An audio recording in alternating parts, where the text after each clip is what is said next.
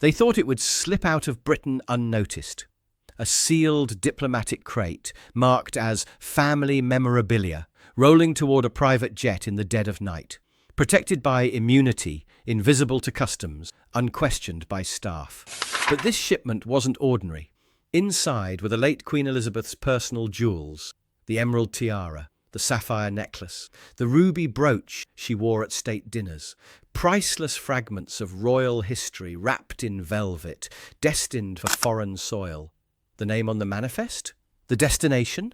Not a museum, not an exhibition, but a private foundation tied to one man, Donald J. Trump. He had come in person to see it leave, and he was ready to claim those jewels as his own. But one royal guard, standing alone on a rain-slick runway, would break centuries of silence. He would intercept the shipment, confront Trump directly, and force open the crate before it vanished forever. Now, before we show you how it all unfolded, make sure you're subscribed with the bell icon turned on, and drop a quick comment telling us where in the world you're watching from. So if you're ready for the truth, let's begin. The diplomatic cargo wing at Heathrow never felt like the rest of the airport. While travellers hurried above through bright terminals and rolling announcements, this basement world existed in silence, sterile lighting, echoing concrete, the low hum of refrigeration units that guarded items too sensitive for public eyes. Sergeant Alistair Henshaw had walked these corridors before, though not often. 22 years in the Coldstream Guards had trained him for ceremonial stillness, for the exactitude of standing watch at Buckingham's gates. But now he found himself reassigned, temporarily, to outbound logistics, a place where duty meant something quieter, less visible, but no less exacting. It was in that silence, at 2:13 a.m., that a container rolled past him and made his chest tighten. Matte black, carbon-reinforced, sealed with diplomatic tape that bore the crest of an American consular office. It was marked for expedited transfer. 2 handlers in tailored suits flanked it, their earpieces hidden but their posture obvious. Henshaw slowed his walk. He had learned over years of handling the Queen's artifacts how precious objects moved, the way they settled in a cradle, the subtle resistance when balanced against a trolley. This container carried the weight of irreplaceable history, not documents, not trinkets, something more. His eyes caught the manifest clipped to its side, declared contents, cultural memorabilia, non-commercial transfer. The destination struck him cold, Trump Heritage Foundation, New York. He read it again. The authorization code listed beneath had not been active in years, not since the former US president's state visit in 2018. Henshaw's jaw set. He had stood watch over Windsor's sub-chamber 6 himself. He knew what was stored there, pieces of Elizabeth's private legacy. Some items had never been catalogued for public record. Now, on a rain-slick night at Heathrow, one of those sealed chambers seemed to be bleeding into foreign custody under the name of a man who was no longer head of state, but was very much present on British soil. And as headlights swept across the cargo bay glass, he realized he would not be the only one watching, because Donald Trump had just arrived. The sound reached before the convoy did. A low rumble of engine, tires crushing wet asphalt, radios crackling with clipped American voices. Floodlights swept across the cargo yard as 3 black SUVs rolled past the security barrier, the lead vehicle slowing just enough for the gate to swing aside. Sergeant Alistair Henshaw stood at the shadowed edge of Bay 4, posture straight, eyes fixed. He had guarded heads of state before, but the sight of Donald Trump stepping onto the tarmac in the dead of night carried a different kind of weight. The former president wore a dark overcoat pulled against the rain, his trademark hair unmoved by the weather, as though the storm itself deferred to him. 2 Secret Service agents flanked him, scanning the bay with eyes that had learned to measure threat before curiosity. Behind them, aides clutched leather folders and spoke into phones, their voices urgent but muted. Trump didn't wait for introductions. He strode directly toward the matte black container resting on its trolley. "This is the one?" he asked, voice loud enough to echo against the metal walls. One of his aides nodded. "Yes, sir. Cleared for immediate transfer. Aircraft's prepped." Trump placed a gloved hand on the side of the crate, patting it almost casually, as though it were luggage bound for a holiday. Then he turned to the gathered airport staff, customs officers, logistics supervisors, and the diplomatic escort waiting uneasily by the bay doors. "These items," Trump declared, "were given to me personally, promised, in fact, by Her Majesty herself, a gift, and gifts belong to the recipient. They go tonight. No delays, no questions." The staff exchanged nervous glances. Everyone knew the Vienna Convention's rule. Diplomatic cargo, once sealed, could not be opened, not by British customs, not by Heathrow, not by anyone. But no one had expected Trump himself to appear and press the matter with such blunt authority. One officer cleared his throat. "Sir, the declaration lists these as family memorabilia, non-commercial. That makes it exempt." "Exactly," Trump interrupted, gesturing with a sweep of his hand. "Exempt, which means we don't stand around debating it. We move it, now." The handlers tightened their grip on the trolley's bars. The aircraft crew prepared the loading ramp. From his position near the cordon line, Henshaw's pulse quickened. The sight of Trump standing over the crate transformed suspicion into crisis. No longer a matter of paperwork or courier codes. This was a living claim, made in person in front of witnesses by a man whose name still carried power enough to bend rules. Trump turned, catching Henshaw's figure at the edge of the bay. For the briefest moment, their eyes locked. "You!" Trump called out, pointing with a gloved finger. "Soldier, you know what this is. You guarded her, didn't you? You understand. She wanted me to have these. You should respect that." The silence that followed was heavy, pierced only by the hiss of rain against the floodlights. Henshaw didn't move.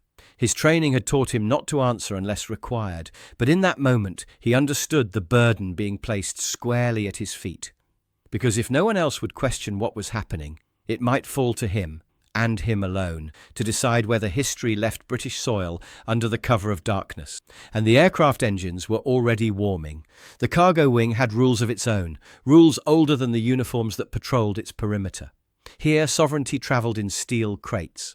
Once a container bore the red seal of diplomatic immunity, it became untouchable. Customs officers could not pry it open. Guards could not demand inspection. Even airport police stepped aside. The Vienna Convention had written those rules decades ago, long before Alistair Henshaw had first polished his boots for parade duty. Tonight, those same rules were being bent in front of him, tested by the presence of a man who carried neither crown nor office anymore, but whose voice still pressed with the weight of power. Trump stood at the centre of it all, his entourage orbiting him like anxious satellites. He gestured toward the waiting aircraft, his voice carrying over the whine of turbines, spooling on the far side of the bay. "These are mine, promised, gifted, guaranteed. I don't want another hour wasted on paperwork." A logistics supervisor shifted uneasily. "Sir, as soon as the manifest is logged, it will be moved to the aircraft. But once it's airborne, there can be no—" "I don't need lectures. I need results." Trump cut him off, his finger stabbing the air toward the container. "That crate goes wheels up tonight. No excuses." The supervisor bowed his head and retreated. No one else spoke. From the shadows, Henshaw studied the scene. He knew the language Trump was using: personal gifts, private agreements, promises whispered in confidence. But he also knew what had rested in Sub-Chamber 6 of Windsor. Artifacts never released. Jewels Elizabeth herself had kept beyond the reach of curators and catalogues. To call them gifts was to erase the truth of their provenance. Yet, if Henshaw acted now, he would be defying not just protocol, but a former American president in front of his staff, his guards, his witnesses. The fallout would be immediate, diplomatic, and potentially disastrous. The rain pattered harder against the bay doors, masking the low murmur of aides negotiating with customs officials. Engines thrummed, ground crews moved in practiced silence, and the black container sat immovable on its trolley, its very presence a challenge. Henshaw's pulse slowed into discipline. He had been trained for silence, for stillness, for the endurance of duty when others flinched. But silence could not erase what his eyes had read. Trump's name on the manifest, his claim to what did not belong to him, and the ticking certainty that once those engines lifted, Britain would lose something it could never replace. It was no longer a matter of watching. The question was how and when to act. The manifest lay clipped to the side of the container, rain spattering across its laminated edge. Henshaw's eyes scanned it again, every detail etched into memory. Declared contents: family memorabilia, non-commercial.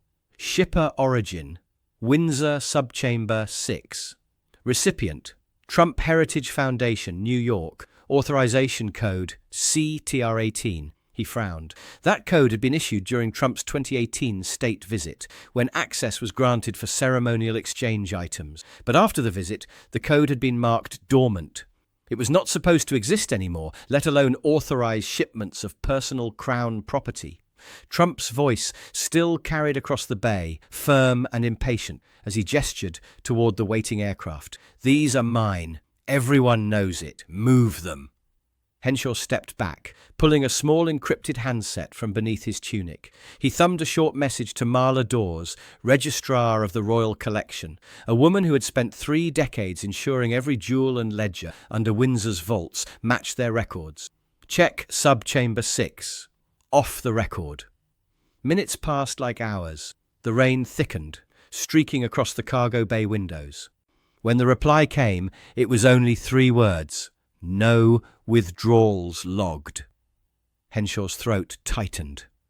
If nothing had been logged, then Trump's crate was moving under false authority. He turned from the bay and made a discreet call.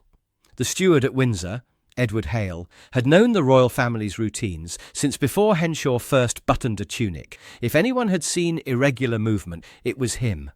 The line crackled, Hale's voice soft with age. Sergeant Henshaw, this isn't a good time. Just answer me straight. 3 weeks ago, did anyone move items from Subchamber 6? A pause, then a sigh. Contractors came, not palace staff. Said it was conservation work, external review. They had papers, codes, everything looked proper. But what? They didn't act like conservators. Packed fast, no gloves, brought their own crates, black vehicles, Austrian plates. Told us to keep lights off as they left. Henshaw's knuckles whitened around the handset. What did you see them carry? 1 box, velvet cradle. I'd seen it once before, during the Diamond Jubilee. It held the emerald tiara. The line went silent. Henshaw closed his eyes briefly. The emerald tiara, worn by Queen Elizabeth herself during state occasions, was one of the few pieces kept under strict sovereign custody. It was never displayed casually, never loaned. If that had been in the contractor's crate, then Trump's shipment was no harmless memorabilia. It was theft.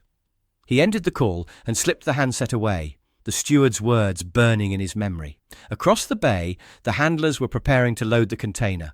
Trump barked instructions, his tone sharp, commanding, unyielding. He carried himself like a man accustomed to rooms rearranging around his will. But Henshaw knew better. He had seen the truth of Windsor's records, heard the confession of a steward too loyal to lie, felt the weight of history in objects that were never meant to leave Crown custody. This was no misunderstanding. It was deliberate removal, cloaked in diplomatic immunity, signed off with a code that should have been buried 6 years ago. And if he did nothing, by dawn, the Queen's jewels would vanish into foreign soil under Trump's name. Henshaw straightened, rain dripping from the brim of his cap. He had been taught that guards did not speak unless required. But sometimes silence was the very thing that betrayed duty. The time for watching was over. Colonel Miles Fenwick's office looked as though the war had never ended. Maps in brass frames, names written in fountain pen, a wall clock that ticked with military precision. Henshaw stood at attention, rain still drying on his tunic, while the colonel read the folder he had laid on the desk. 5 minutes passed in silence, broken only by the sound of paper turning. When Fenwick finally spoke, it was without theatrics. His voice clipped, deliberate. "You're telling me," he said slowly, "that a former president of the United States is standing at Heathrow claiming possession of sub-chamber artifacts?" "Yes, sir."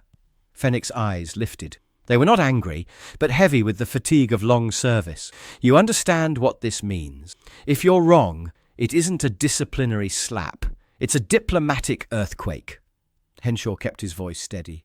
"If I'm right, we lose Crown history permanently." Fenwick leaned back, fingers steepled. "Trump doesn't bluff in public. If he says the Queen gifted him these items, that claim will be repeated from Washington to Westminster before sunrise. And you want me to authorize intercepting his cargo?" "Yes, sir, with respect. If we don't, those jewels will be untouchable before dawn." For a moment the colonel's face softened. He pulled open a drawer, withdrew a plain white envelope, and slid it across the desk. "I cannot give you official orders, but if you're going to act, you'll need this." Henshaw opened it. A sealed directive, unsigned but marked with wax. No crest, no insignia, just plausible deniability. He looked up. "From who?" Fenwick didn't answer. He only said, "There is a corridor behind the greenhouse at St. James. You'll find the voice you need there." Hours later, beneath fogged glass panels and the faint scent of roses, Princess Anne walked into the greenhouse corridor with the stride of someone who had carried duty longer than most men had carried rank. No entourage, no ceremony, just her presence, calm and commanding. "You've seen it?" she asked. "Yes, ma'am." "And it's real? The manifest? The crate? The steward's testimony? And Trump himself? He's here insisting it was all gifted." Her eyes narrowed. "Gifted?" The word carried disbelief sharp enough to cut glass. "Yes, ma'am." Anne exhaled slowly, then produced a slender envelope from her coat. "This gives you temporary authority to intervene, not a shield, only enough to act. The rest we will settle after." Henshaw accepted it, feeling the wax seal press into his palm like the weight of 1,000 silent witnesses. She stepped closer, lowering her voice. "Do not try to win the argument. Just get there first." By the time Henshaw returned to Heathrow, the bay hummed with urgency. Trump had grown louder, impatience radiating from every word. "These people waste time," he barked at his aides. "The Queen told me directly, her words, that these belonged with me. No one questions them. We don't wait for weak clerks and dusty ledgers. Move it." The handlers strained at the trolley, preparing the ramp. Engines droned at full idle, the aircraft poised for departure. Henshaw stepped from the shadows, every movement precise, every breath deliberate. His presence alone drew a ripple through the staff, one man in scarlet history against the machinery of politics. Trump turned sharply, his voice snapping through the night. "You again! What is it with you guards? Always staring, never speaking. Do you think you outrank me?" Henshaw held his ground, words measured. "Sir, the items you claim were not logged for release." Trump's face hardened. "I don't need ledgers. I don't need scribbles from clerks. I had her word." The silence stretched, the turbines whining, the rain falling harder against steel. Henshaw's hand closed around Anne's sealed directive inside his coat. The decision pressed upon him like a blade at his throat. To obey silence was to betray duty. To act was to step into a storm larger than any uniform could shield him from. And yet one truth anchored him. The crown did not belong to individuals. It belonged to memory, to continuity, to something larger than men who claimed ownership. The choice was made. He stepped forward, boots striking concrete, toward the waiting crate. The pre-dawn air bit cold against the skin, jet fuel mixing with the metallic tang of rain. Floodlights cut harsh white arcs across the bay, throwing long shadows of handlers, agents, and one immovable container at the center of it all. Trump stood near the trolley, arms folded, jaw tight, with the look of a man used to having doors open before he even knocked. Around him, aides and handlers moved with nervous haste, preparing the ramp. "Load it," Trump ordered. "Now." The handlers gripped the bars, rolling the black crate toward the waiting Gulf Stream. Henshaw stepped forward, intercepting them with a raised hand. His voice was steady, low, but sharp enough to freeze motion. "Hold that container!" The handlers hesitated. Trump's head snapped around, eyes narrowing. "What did you say?" Henshaw reached into his tunic and produced the sealed directive, wax still unbroken, authority unspoken but undeniable in its presence. He held it up so that all could see. "This cargo is under internal review. Halt loading until clearance." For a moment, silence. Then Trump's laughter, short, incredulous, cutting. "You? A guard? Do you know who you're talking to? I've been promised more by your queen than you've ever seen in your life. You don't stop me." He jabbed a finger toward the ramp. "Seal it and move it." The handlers looked at one another, waiting for direction. No one wanted to be the one to act against either man. Henshaw moved closer to the crate. The serial number matched exactly what he had memorized. His gloved hand brushed the seal tape, untouched, pristine, yet carrying the stench of falsehood. Trump's voice grew harder. "Step back, soldier. You're finished if you do this. Your career, your family, everything. Do you want to go down over this?" Henshaw's reply came calm, even. "I didn't join to preserve my career. I joined to preserve the crown." With that, he drew his pocket knife and sliced through the wax strip. The hiss of released pressure filled the bay as the crate's lock disengaged. Gasps rippled through the onlookers. Even the Secret Service shifted uneasily, unused to watching authority crumble in real time. Henshaw lifted the lid. Inside, nestled in velvet-lined foam, lay 3 artifacts that seemed to breathe light even in the floodlit gloom. A circular emerald tiara, its facets catching the beam with a green fire once seen only in the Queen's portraits. A ruby brooch, deep crimson, worn at state dinners and Commonwealth gatherings. And at the centre, the sapphire necklace, its brilliance unmistakable to anyone who had seen the Queen's state regalia. Henshaw's breath caught, though his face betrayed nothing. Slowly, methodically, he raised a small device and photographed each piece, timestamp flashing, evidence logged. His body camera captured the rest. "This container," he said firmly, voice carrying across the bay, "holds sovereign artifacts under Crown custody. None have been logged for release. None have been authorized for private transfer." The words fell heavy, as undeniable as the jewels themselves. Trump stepped closer, his face set like stone. "Do you know what you've done? That's theft. That's interfering with a diplomatic shipment. You've just humiliated your country in front of mine. You don't win this, soldier." Henshaw closed the lid, resealing it with new tags drawn from his kit. He didn't look up. His duty was to the record, to the truth. Behind him, one of the handlers muttered something sharp in German and pulled out a phone. The air seemed to thicken. Calls being made, strings pulled, power summoned. Then came the low growl of tires across wet tarmac. A black SUV emerged from the shadows, moving with urgency, headlights slicing the mist. It braked hard, doors swinging open even before the engine stopped. Trump's aides straightened instantly, relief flashing in their eyes. Reinforcements. Authority.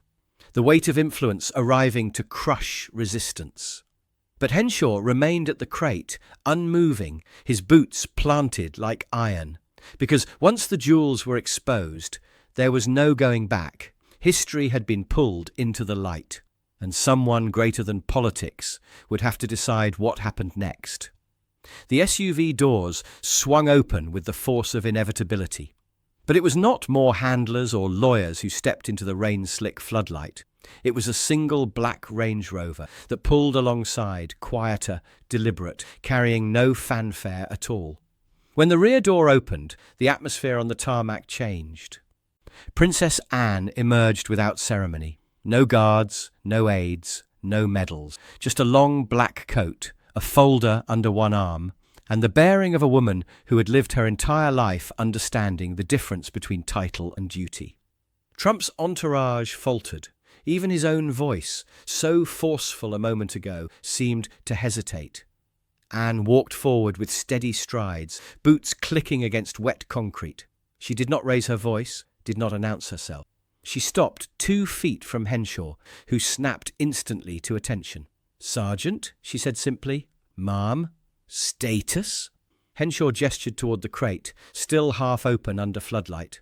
"Container holds an emerald tiara, a ruby brooch, and the Queen's sapphire necklace, all logged under sovereign custody, none cleared for release." Anne nodded once. She turned, not to Henshaw, not to the handlers, but directly to Trump. "Mr. Trump." Trump drew himself up, arms folded across his chest. "These were gifts, promises made by your late Queen herself. You can't deny that. I have papers. I have signatures. This shipment was authorized." He signalled to his aide, who produced a portfolio and held up a document. Camilla's name was there, stamped with the crest of a foreign trust, a trail of ink designed to mask absence of truth. Anne did not flinch. She opened her own folder, revealing not typed contracts but faded ledger pages, handwritten entries, margins filled with notes, signatures signed in Elizabeth's unmistakable hand. "These," Anne said calmly, "are Mother's personal inventory logs. Every item in that crate was recorded by her own writing. None were ever gifted. None were ever cleared for transfer. Not to you, not to anyone." Trump's face hardened, his voice rising. "That's not protocol, that's sentiment.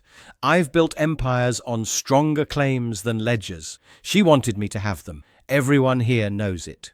Anne's gaze remained steady, sharp as tempered steel. "No, what everyone here knows is that the jewellery was never ours. It belonged to the institution, to the continuity of the crown. Mother wore them not as possessions, but as promises." The silence that followed was the kind that settled history. Even the aircraft's engines seemed to dull, as though the moment itself demanded listening. Trump tried again, his words edged with anger. "You're making a mistake. You think you win this. The world listens to me. They don't listen to ledgers." Anne stepped closer, not confrontational, but immovable. "Do you remember what Mother said at Sandringham, your first Christmas visit? She told you the jewels were never hers to give. They were held in trust. If you have forgotten, then I will remind you. The crown is not a bank account. It is a duty." For a long moment, Trump said nothing. Rain ran down his overcoat, his aides shifting uneasily behind him. The handlers froze, hands still on the trolley, uncertain of which power to obey. Anne turned slightly, her voice softening only when she addressed Henshaw. "Complete the recovery." "Yes, ma'am." Henshaw resealed the container with fresh forensic tags, his motions deliberate, recorded, indisputable. He logged each item into his report, photographs and timestamps filed with quiet precision. Trump's jaw clenched, but he did not move closer. His aides closed the portfolio without a word. The bluff had been called, and the ledger of memory had proven heavier than the paperwork of power. Anne tucked the faded pages back into her folder, as though closing a chapter that had nearly been stolen. Then, without raising her voice, she turned back to Trump. "This matter is settled." No one argued.